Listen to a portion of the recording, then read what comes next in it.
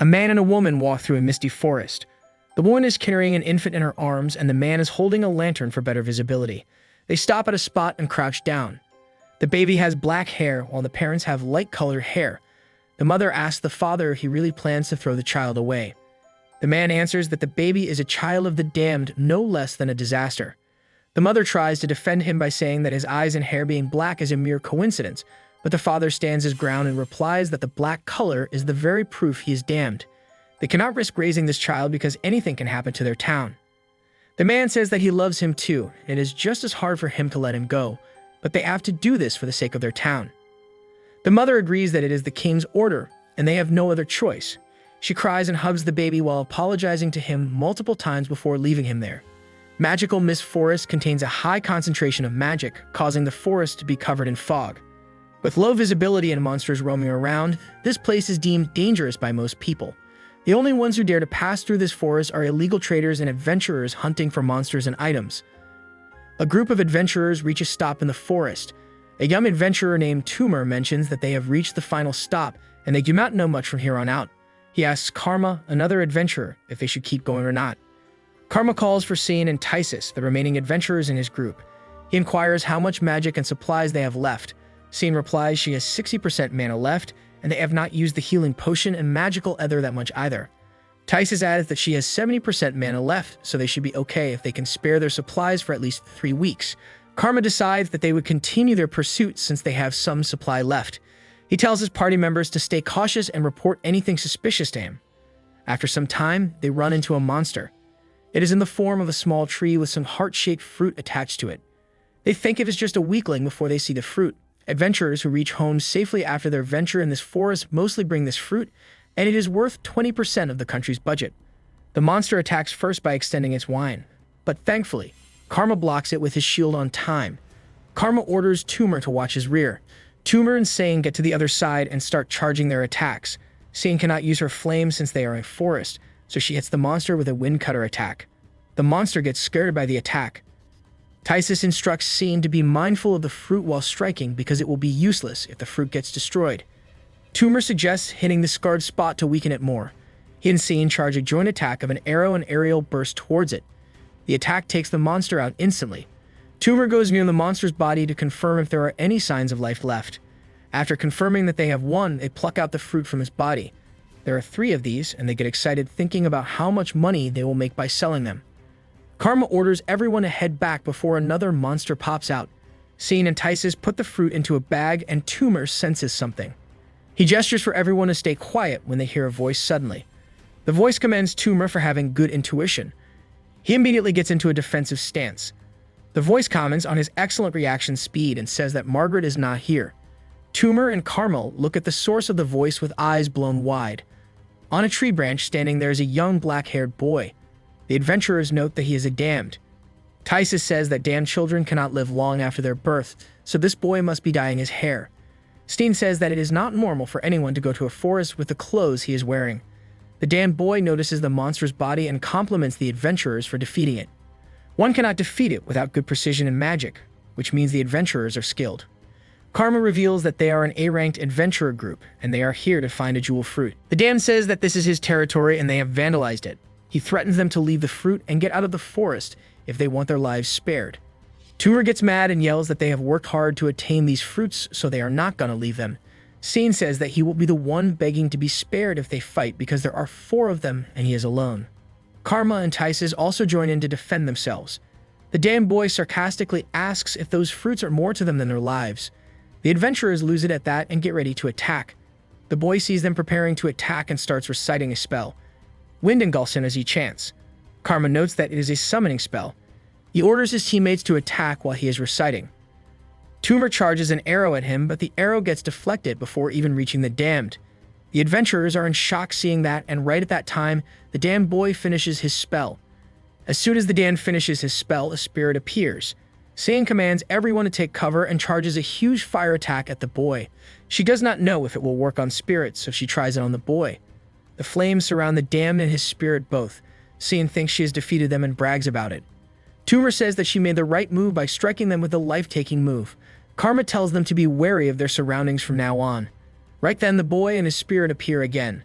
The spirit comments that the trees have been burned so the boy does not have to hold back anymore. They get to the ground and walk towards the adventurers. Karma asks if she is a high-level spirit since she talks and was also able to neutralize the fire. The spirit replies resentfully that they tried to destroy their home and hurt their family, so they will pay for it. Tumor senses the sheer power the spirit's demeanor exhibits. Karma commands Tysus to use the teleportation stone to escape since the spirit is way out of their league. Tysus brings out the teleportation and tells everyone to gather around her when a hand pierces through her suddenly and grabs the stone from her hands. Tumor, Karma, and Sane freeze on their spots with their eyes blown wide. The damned boy retracts his hand, holding the stone. The rest of the group screams at the sight. The spirit appears behind Sane and says that she will burn her since she loves playing with fire that much. Sane turns around in fear and sees the spirit looking at her menacingly. The spirit declares that she will make Sane suffer for her actions and lifts her up, grabbing her head. Sane screams in terror while fire engulfs her. Tumor yells at the spirit to stop, but Sane gets burned instantly. When the fire disappears, all that is left is a burned shell. The spirit drops Sane's body on the ground and she seethes in pain.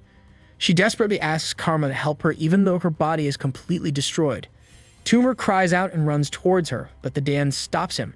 He mocks Tumor for screaming so miserably when he was acting so tough just a few moments ago. Tumor brings out a weapon and tries to attack the boy, but he dodges them easily. He grasps Tumor's arm and twists it.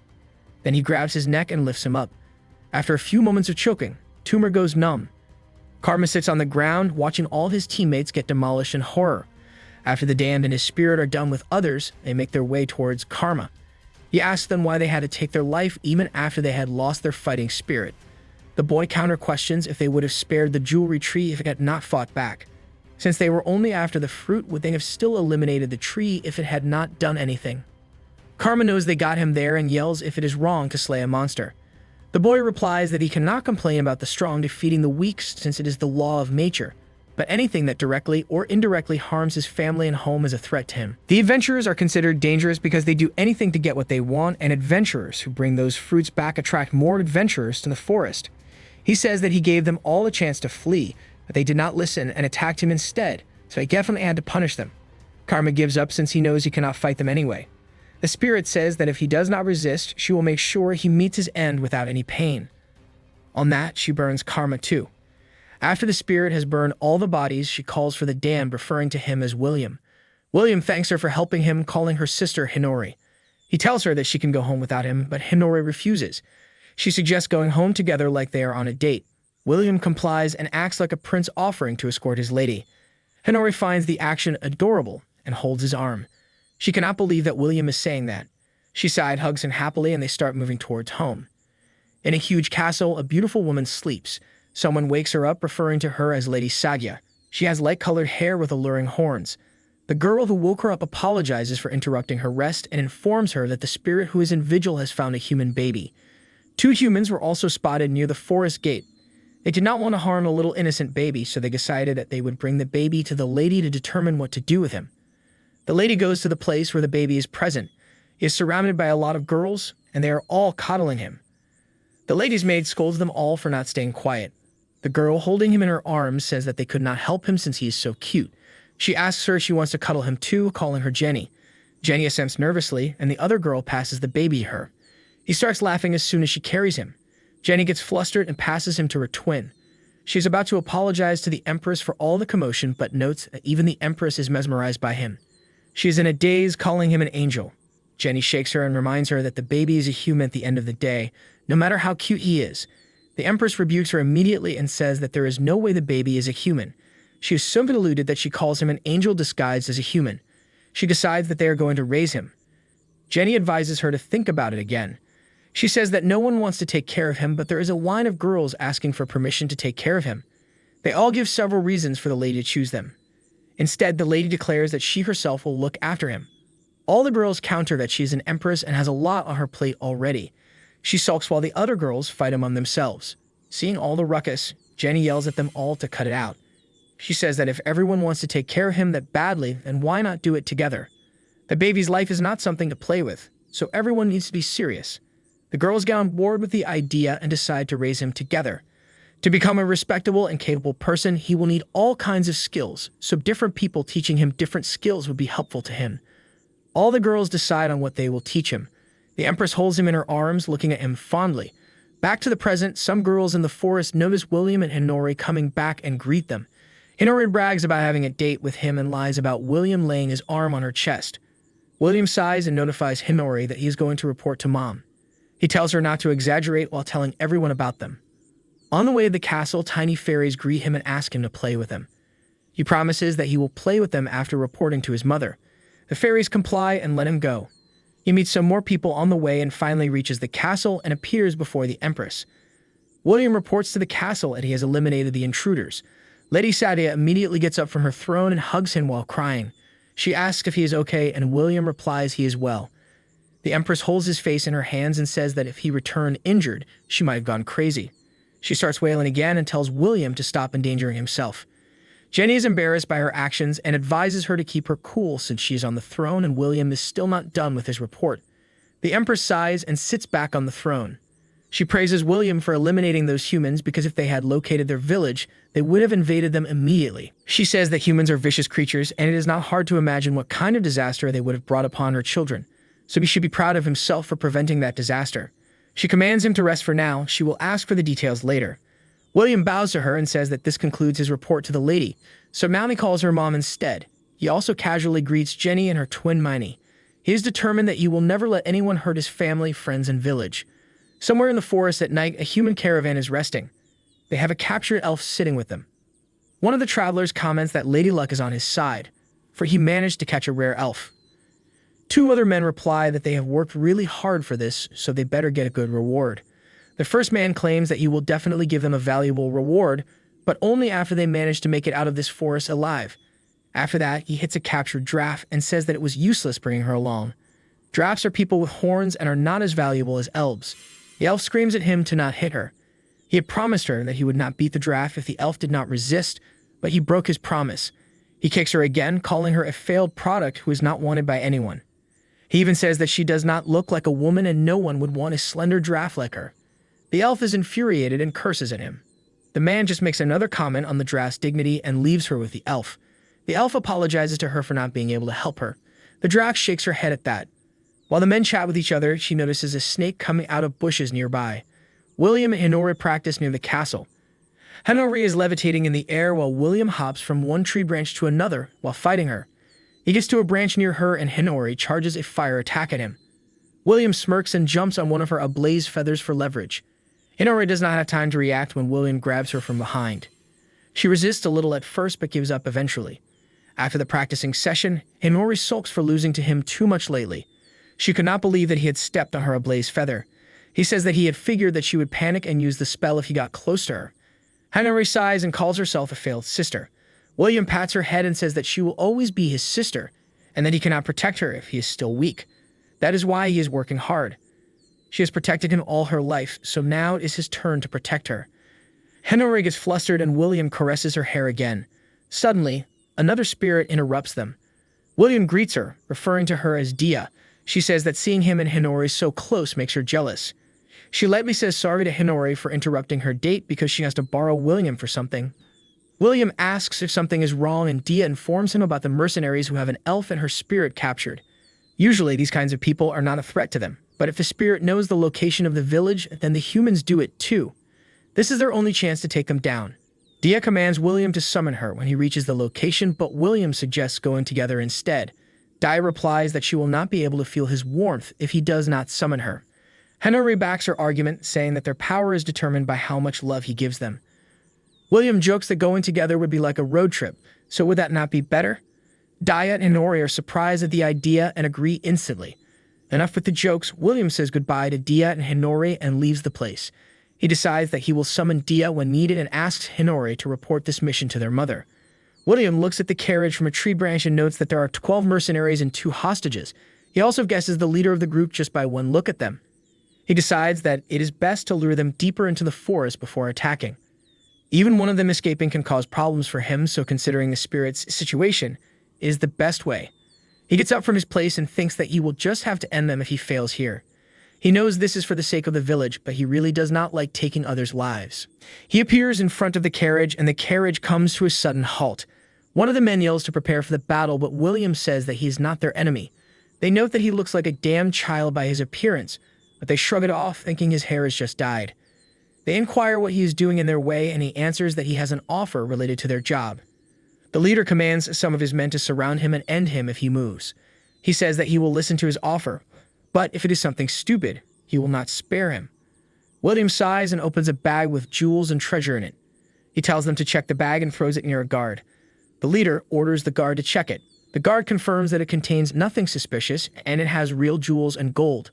The leader notes that the stuff in the bag is worth the same money as the elf. He instructs his guards to lower their weapons and says that he will listen to his request. William introduces himself as an adventurer and a summoner, and asks the leader to introduce himself too. The leader tells him that his name is Reed, and he is a servant trader. The rest of the men are mercenaries that he paid to guard him. William calls him Mr. Reed and asks if he is interested in spirits. He clarifies that he is talking about the spirits that are usually used as summoners or spirit users. He adds that he is vulnerable during the contracting process, so he wants them to escort him throughout the process. As a bonus, they can do whatever they want with the village. The leader takes note that William will do whatever it takes to make a contract. However, he does not understand why he would not ask other summoners to help him because they will cost him a lower price. William tells them that there are rumors going around regarding an A-rank adventurer party not returning from the forest, so people are getting restless about this forest. He says that they all refuse his requests, so he had no choice but to enter the forest alone. But since making the contract alone is dangerous, he decided to return and happened to meet them on the way. The leader is surprised to hear that he is roaming alone in a forest that is said to have taken down a whole A-rank party. William says that he knows that this is a dangerous forest, and that is why he has a reliable partner with him. He offers that he can show him if he wants, and Reed says yes immediately. William starts chanting the spell and summons Dia. Mr. Reed is astonished to see a spirit in this form. William introduces his spirit as Radia, and her spirit. A lot of men blush at seeing her beauty. William is smiling at them when a water attack hits Reed. It is a water bind that immobilizes him immediately. The captured elf is behind the attack. He takes in that the elf has a good relationship with her spirit because her magic is strong. The elf screams at William and asks how dare he expose the village's existence to these people. William wants her to stay quiet so things can go smoothly, but he needs to complete his act, so he replies that he does not care about the village as long as his contract making is done. The elf is surprised at the answer, and William says that it is pointless talking to her. Reed requests William to catch the elf without injuring her since she is a prized possession. He even says that he will reward him for it. William says that he does not need his reward, but since a request requires a reward, his reward would be Reed's party escorting him. Reed makes the deal instantly. William smiles at him while the elf charges an attack at him. William orders Radia to take care of her instantly. Radia makes a ground prison and traps the elf in it. The elf is surprised that Radia could cast a spell that fast. William orders Radia to just bind the elf's limbs instead of trapping her because they cannot take her anywhere this way. Radia ties her hands and legs and carries her over her shoulders.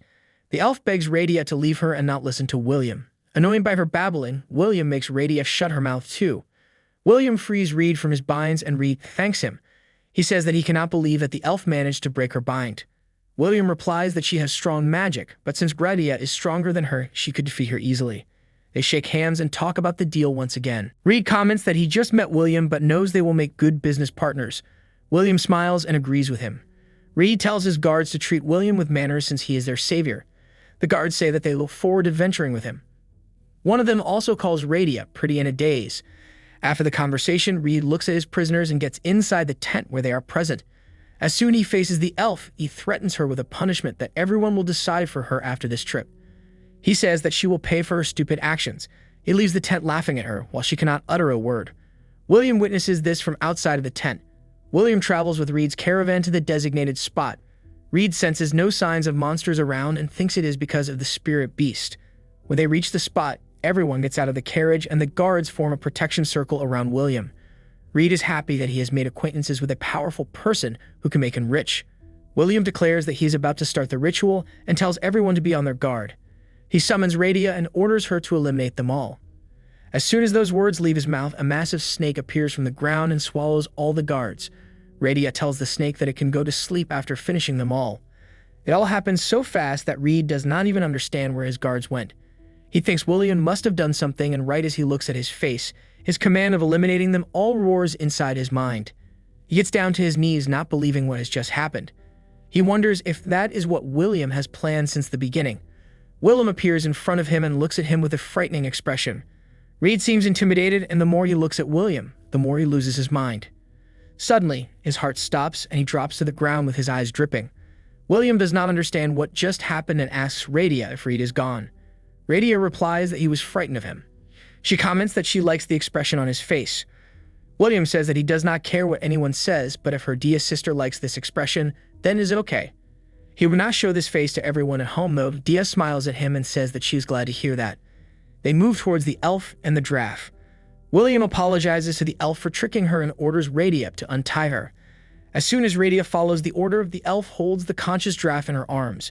She tells him about the things Reed and his men said about the giraffe just because she has different body proportions compared to an average giraffe.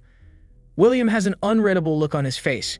He scoops up the giraffe in his arms and announces that he will take her to the village. He knows that there will be some restrictions there, but it is better than leaving her here. He commands the elf to come to the village too, or else he will not spare her life. The elf has a questioning look on her face, but she says yes to him. William requests Radia to take care of the elf and the bodies. The giraffe's injuries are serious, so he will have to head first. Radia teases him for caring about someone other than a spirit, but obliges his request.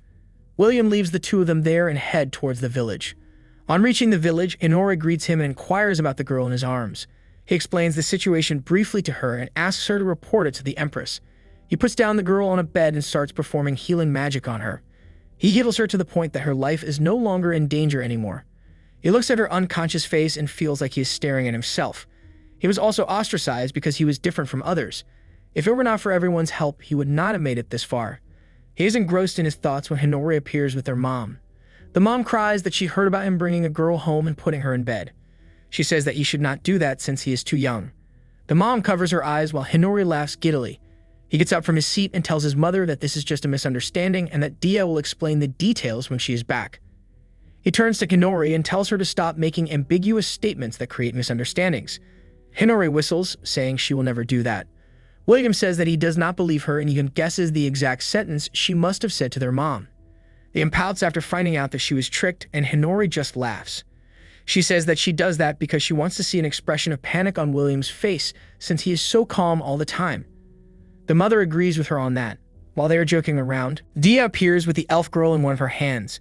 The elf girl seems exhausted and begs Dia to stop being so rough on her. The three people already present look at them with blank expressions, and Dia clarifies that she did not do anything on the way. She throws the elf girl on the ground and yells at her to stand on her own. The elf asks about the place since she has never been here before. Dia answers her that this is the place where spirits have lived since ancient times. Only those who have visited know about this place. The elf seems fascinated by the place, and William says that she is trusting her based on her behavior during the trip and the fact that she has a water spirit. He threatens her that if she betrays his trust, she will be done for. The girl does not like his tone and shouts at him for using this language in M's spirit's house. William flicks her lightly on the forehead and she falls to the ground, holding her forehead in pain. He tells her that he will give her the details when the other one wakes up. He assures his mother that he will call her back after making some preparations. Dia drags the elf girl out of the room. After everyone leaves the room, William looks at the giraffe and thinks he should rest too. The giraffe girl wakes up because of the sunlight shining on her face. She gets startled when William asks if she is feeling any better. She gets up from the bed and tries to hide behind him. He assures her that those mercenaries are not here. She looks around and asks where her elf friend went. William tells her that she is also resting in another room and the whole situation will be explained soon. However, he also commands her to take off her clothes, which shocks her.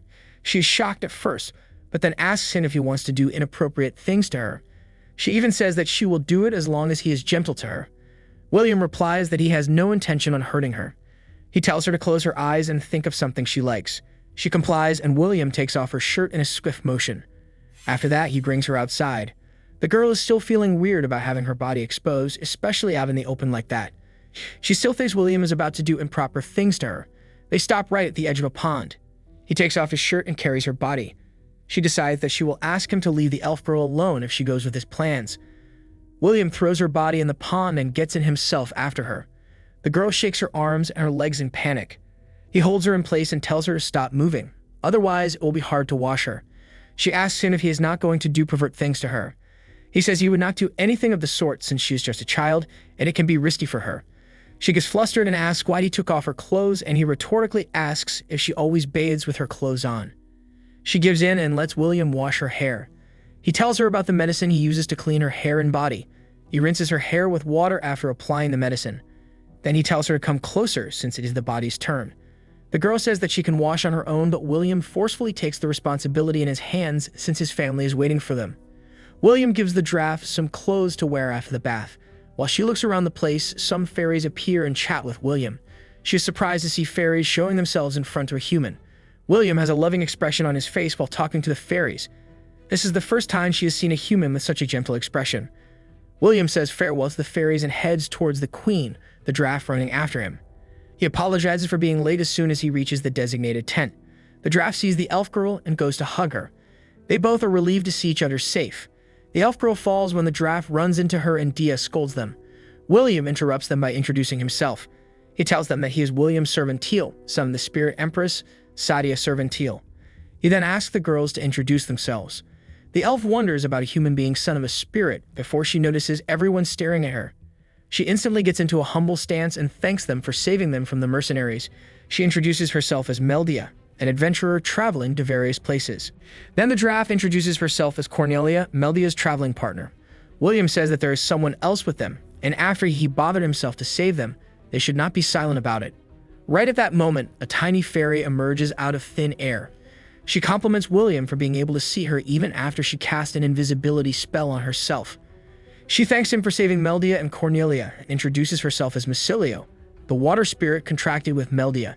Since she is just an evolution of a fairy, she cannot handle much magic. The Empress speaks up finally and commends them for bearing so much pain. She says that they seem to have honest eyes so her people can trust them about their existence. She gets up from her throne and makes her way towards Cornelia. After taking a close look at her, she confirms that her magic circuit was messed up. William says that he noticed it when he took care of her. He asks her if she has had high fevers in the past, and she says yes. William says that he used to like this in the past too. The illness prevents one's body from circulating the magic properly. Usually, people suffering from this disease return to God early, but the ones who survive get exhausted easily since the magic circulation in the body remains disturbed. It also affects one's physical growth. Cornelia inquires how he has grown well if he had this disease.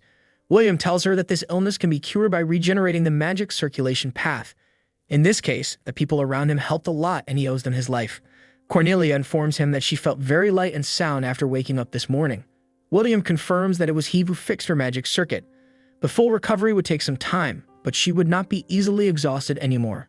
She sincerely thanks him for his efforts and kindness. The Empress asks Meldia what she plans to do from here on out. She vows that her people will try to help her as much as possible. Meldia answers that she still wants to travel as an adventurer, as this is her life. Cornelia and Melicilio say the same. The Empress orders William to escort and protect them on their journey. She also emphasizes that he has to return safe and sound. William wholeheartedly accepts her order and leaves the room, declaring that they will depart the next morning. Sitting on her throne, the Empress suddenly cries after William. She is sad that he is about to leave them all soon. Jenny and Minnie comfort her, but she says that she will feel lonely no matter what. Near the village entrance, some villagers are gathered to see William off. The villagers assure him that they will keep the village safe while he is gone, and that he can ask them for anything, anytime. William thanks everyone and leaves. During the journey, William deals with monsters in the way without directly hurting them. The girls praise his physical and mental strength for taking down monsters that easily. William says that he has been fighting monsters since he was a child, so he knows how to handle them. Meldia thinks that she would be unable to do it even if she knew how to. She asks William why he does not just eliminate them completely, just like he did with the mercenaries. He does not let them escape either. William reasons that the monsters are not a threat to them. Instead, they are a burden to the travelers who enter the forest. So if he lets them loose, there is a chance that people might find out about the existence of his village. In the middle of the conversation, he turns his head to the right and asks Hinori what she is doing there. Hinori emerges from behind a tree and compliments William for finding her easily. William comments that she is not even trying to hide. He inquires what brings her here, and she answers that she will escort him out of the forest since it will be his first time leaving it. William says that it is fine if she wants to escort him, but it is her turn to patrol today. Hinori is surprised by the sudden question and nervously blabbers that Dia is taking her shift. She pushes him in the direction of the destination and tells him not to worry about it. After a while, he performs healing on Cornelia again. She lies on the ground and he sits by her. He plans to do it every day till she fully recovers. He tells her to feel the magic circulation in her body. If she knows how to do it, she will be able to strengthen her physique and the effect will be more effective too. Learning about physical strength is good for her since she wants to go on a journey with Meldia. Cornelia says yes to him, and Hinori interrupts them. She says that from behind, it looks like William is doing inappropriate things with Cornelia. Cornelia becomes skittish and clarifies that William is just healing her. William puts his hand on her head right at that moment, and she goes red in the face. Hinori laughs and calls her cute.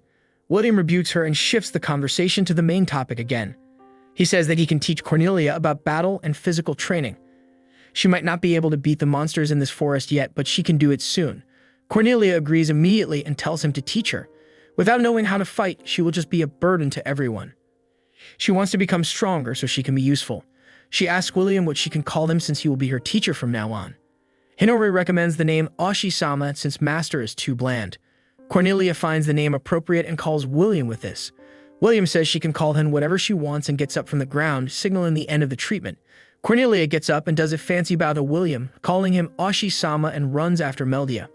William repeats the name and Hinori teases him for having a cute disciple.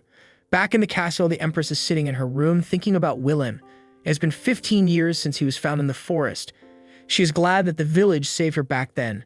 She thinks back to the time when she was quite persistent in naming him William since she was not allowed to take care of him. The least she could do was name him. Her maids had escorted her out of William's room after her fuss. Hinori, holding him in his arms, commented that he barely cried for a child and instead laughed a lot. It made it easier for them to take care of him. But on the other hand, it was too quiet. The girl sitting with Hinori asked her about her coming here even when it was not her turn. Hinori laughed and replied that she could not help it since he was so adorable. William made a cute noise right then, and Hinori hugged him close, smiling warmly. One day, Lady Sadia was sitting in her palace crying over William. She wanted to quit being a queen and just become William's mother. Suddenly, Jenny came rushing into the room and told her something terrible had happened to William. He could not stop crying and it felt like he was in pain. The girls taking care of William seemed worried because he had never done that before. Lady Sadia ran into the room and inquired about his situation. A girl told her that he suddenly started crying and did not stop. He was not hungry and it was not his diapers either, so it felt like he was in pain. Sadia took the other girl's place and stood before William. She inspected him as he wailed, and after a few moments she understood his situation. Tears welled up in her eyes on finding out the reason behind his abandonment. She got out of the room with some girls asking her about him. She ordered them to ask everyone near jewel trees to share the fruit with them. She would pay them back later. After some girls left to fulfill the Empress's order, she told everyone about William. William's body was in a state where a terrifying amount of magic power had started to run amok. This was also the reason William's eyes and hair were black. The magic power flowing through his body made them black. His magic power even far surpassed Lady Sadia's. All the girls present were shocked at the revelation. This amount of magic energy in an immature body would definitely cause problems. It would have been fine if it was released, but in William's case, it started accumulating in a small body and went into a rampage. If it continued like this, he would surely leave the world. This was also the reason his parents abandoned him, because they knew he would become like that. The girls started crying, thinking about the possibility of William leaving them. One of the girls desperately asked Lady Sadia if she could do anything to save him. The Empress told everyone to calm down. William was trying hard to survive, so obviously, his mothers would not give up. If they gave him jewel fruit, he would become a little better. But it was not the permanent solution. They needed to release his magical energy, and to do that, spirits needed to make a contract with him. The spirits would become a vessel that received the excess energy. The Empress asked someone from the audience to volunteer for it, because once she would start making the contract, there would be no one to stop him. Hinori volunteered to do that. Lady Sadia acknowledged her and told Jenny and Minnie about the possibility of her not coming alive out of this. They would have to keep everyone safe even in her absence. They seemed worried, but the lady asked for no counter-arguments, so they all went outside. When everyone left the room, Lady Sadia started reciting the spell, but it failed in an instant. They needed the consent of both the contractor and the spirit. The Empress suggested doing it again and again until William accepted. However, William kept wailing loudly. He seemed to be on the verge of death. The Empress thought they did not have any time left. She planned to do something about it and told Hinori to leave. However, Hinori started reciting a different spell. Lady Sadia was shocked when she heard the words being uttered by her. She yelled at her to stop, but Hinori kept going. She grabbed her shoulder to stop her from making this contract, but Hinori had already finished it with a final sentence. In the last line, she declared that she would burn all the enemies of William.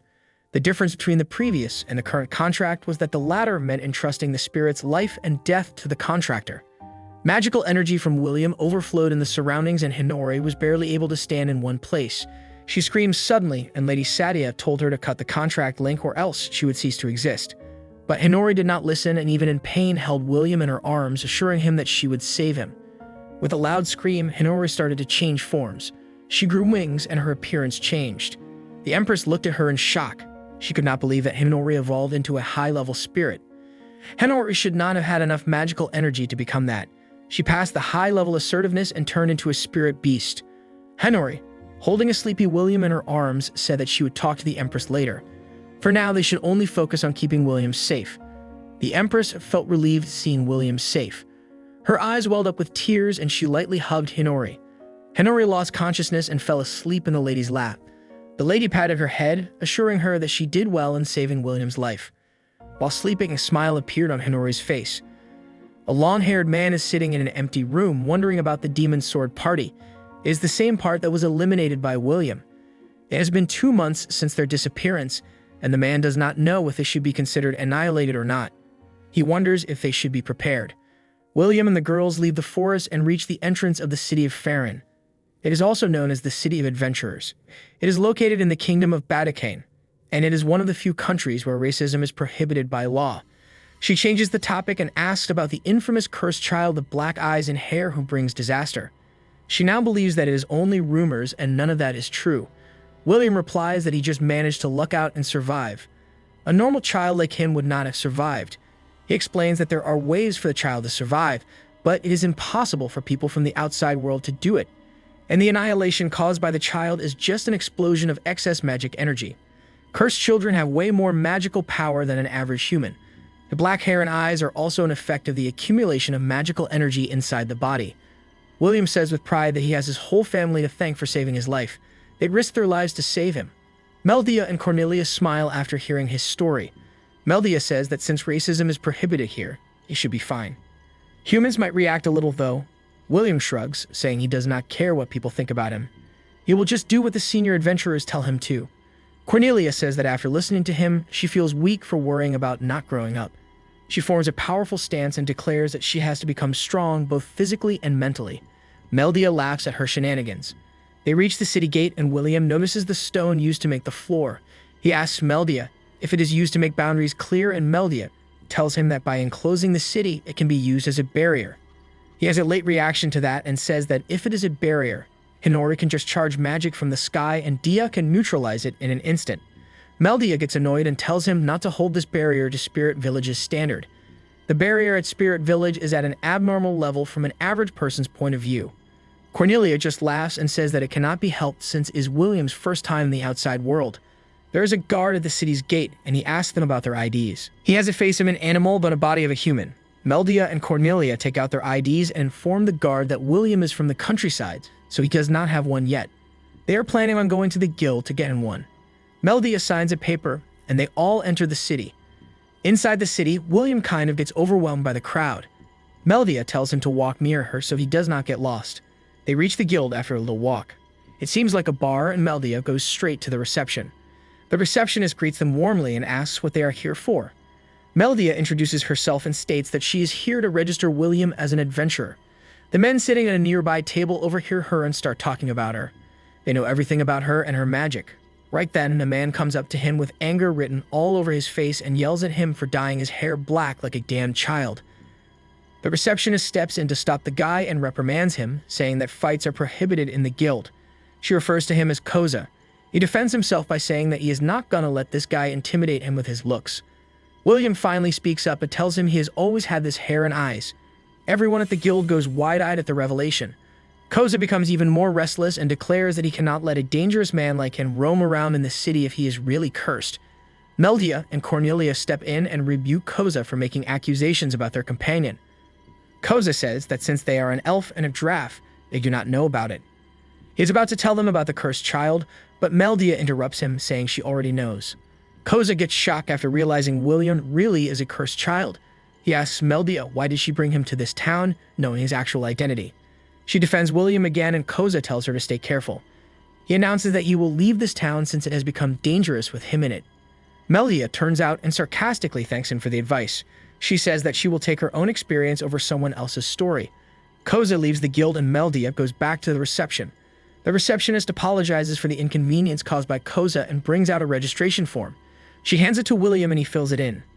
The receptionist says that she will issue him an ID in a few days. Right then, the door bursts open and a tall guy appears. He makes his way to William straight and yells at him for entering this town. He says that he cannot do whatever he wants in this town. William does not even look at him and replies that he does not need anyone to dictate him. He tells him to stay quiet since he is in the registration process. The guy gets pissed and screams at him to come out in the open so he can teach him a lesson. He leaves with his men after that. William is not the type of person to back down when someone says that, so he tells the receptionist to finish issuing his ID while he is outside. Outside the guild, the man from before is waiting for him. There is also an audience. Meldia advises him not to finish off the man after winning. William looks at her with a blank face, asking if it is wrong. Meldia cannot believe he is asking such a dumb question. She tells him that taking his life in the middle of the city is not a good idea. He should try to keep it down to disabling at least. William says okay to her instructions, and the man calls for him. He points towards Meldia and Cornelia, and says that he is not kicking them out and he will only deal with William. William mocks him, saying that if he has time to make useless chat, why does he not attack first? Right at that moment, a man appears behind him, and before he does anything, William smacks his face into the ground. He smirks at his opponent and says that surprise attacks are welcomed. The man gets infuriated and asks him how dare he do this. William replies that he is the one trying sneaky attacks on him. The man tells him to shut up and orders more of his friends to attack William. William blocks one man's punch and kicks him in the guts, sending him flying. He moves to another guy and punches him from under his jaw. The other guys get defeated instantly too. In a swift motion, he pushes the boss to the ground and grabs his arms from behind. The guy screams and apologizes to him, admitting his mistake. William states that he is not kind enough to let an adversary go unscathed. He will have to take one of his arms at least. The man begs him to stop, but William twists his arm and breaks it. The man writhes in pain on the ground and everyone looks at the scene horrifyingly. Some people call him heartless for breaking his arm even after he had surrendered. They say that he really is a cursed child. William defends himself by saying that it was the other party who started the whole thing. He tells them that they can fight him too if they do not like the way this turned out. The men go speechless at that and William goes into the guild. William and his friends enter the guild and are greeted by a man. It is a slender and tall elf with long hair. He apologizes to William for the inconvenience and asks him about his story. William asks him who he is. The guy introduces himself as Shazer, the guild master of Farron's guild. Since he is the guild master, he has to conduct an interview regarding the situation. William tells him that the other guy started the fight and he just returned the favor. Shazer laughs and assures him that he is not going to charge him for that. He wants to know how William grew up normally when he was born as a damned child. He says that no matter how much literature he studies, he has never heard about a damned child surviving for more than a year, so he wants to hear William's story. In exchange for it, he will make sure that he and his friends are treated daily within the guild. William thinks for a moment and decides that he will tell his story in a large space. The master informs him that they have a training camp that they can use. William tells Shazer to invite anyone who wants to know his story. It is a hassle to tell people one by one, so he would rather tell everyone at once. The master thinks about it a little but complies with his request. He says it will take a little time though. William tells him to give him a call when all the preparations are done. In the meantime, you will learn about the guild rules and tasks. The guild master calls the receptionist and commands her to bring tea and sweets for William and his friends. The receptionist seems scared for her life after witnessing William's fight. She gives them tea while trying to stay away from him. After a while, Shazer brings everyone who wants to hear William's story to him. He tells William that all of them hate the cursed child. William suggests moving to the training facility right away. Shazer leads the way and everyone else walks behind. William notices all the people looking at him with hateful eyes. He realizes the outside world can really be a big trouble. When everyone is seated at the training camp, William starts his story. He tells everyone beforehand that no one is allowed to interrupt him, and he will answer all the questions in the end. He states everything he knows about the cursed children. He tells them that the cursed children are born with an abnormal amount of magical energy, and the cause of their disappearance is the outburst of excess magic power accumulated in their bodies. After giving all the details, he takes questions from the audience. One person asks how he is growing steadily when extinction in just 1 year after birth is inevitable. He would not be convinced until William tells him the reason behind it. Another person yells that William has no proof of his claim, so he does not trust a single word coming out of his mouth. He even calls William an abomination. William already knew that people would respond like this, which is why he has proof with him too. He takes permission to shop from Shazar, and Shazar grants it right away. After that, William starts reciting a spell and summons Hinori. Shazar is surprised to see he has a contract with a higher spirit. The men in the audience comment that only a few summoners have managed to make contracts with higher spirits. Hinori warmly greets William and expresses her gratitude for him summoning her. She also greets Meldia and Cornelia too, and asks how they have been doing. Meldia and Cornelia tell her that William has been helping them a lot. Shazar interrupts them and asks if he performed a summoning spell. He asks how he manages to make a contract with a higher spirit. William corrects him, saying that Hinori is not a higher spirit, but a spirit beast. Spirit beasts are ranked even higher than high-ranked spirits. The men in the audience start a ruckus at that. One of them shouts that spirit beasts only appear in legends, and besides, an abomination like William can never sign a contract. Hearing him badmouth William, Hinori gets angry and threatens the man that she will not tolerate any insults toward her master. Hinori's intimidating aura scares the man, and he faints. Shazar, trying to do damage control, requests Hinori to calm down. He begs her to let that man go and promises that he will never let that happen again. Hinori looks at William for an answer, and William advises her to leave him. This discussion has benefits for them too. Hinori complies and forgives them, but not without threatening them first. Shazar thanks them, and William continues the conversation. He tells them everything about how he is still alive. Shazar has some questions at the end, but William shuts him up by telling him to make sure to keep his promises. He turns out and declares that excessive contact and interaction with William and his friends is strictly prohibited. The person who had asked the first question from William speaks up and apologizes for not trusting him before. He introduces himself as Sierra, the representative of the town. He vows to help William whenever needed. After that, other executives start introducing themselves too. Among them are the organizer of the production guild, the head of the merchant guild, and a diplomat from the kingdom of Humanian. They all apologize to him too and pledge the same thing as Sierra. William graciously accepts everyone's apologies and reveals his plan of using the city as his base for a while. He says that he will be counting on everyone. After they are done talking, Hinori announces that she has to depart. William thanks her for coming in, and Hinori tells him to keep counting on her to lend him a land. Meldia and Cornelia also say farewell to her. She winks at them and disappears. Shazar is surprised to see William handling summoning and returning so calmly. It cannot be done with average magic power. He says sorry to William again and gives him an ID card. William takes it happily and thanks him.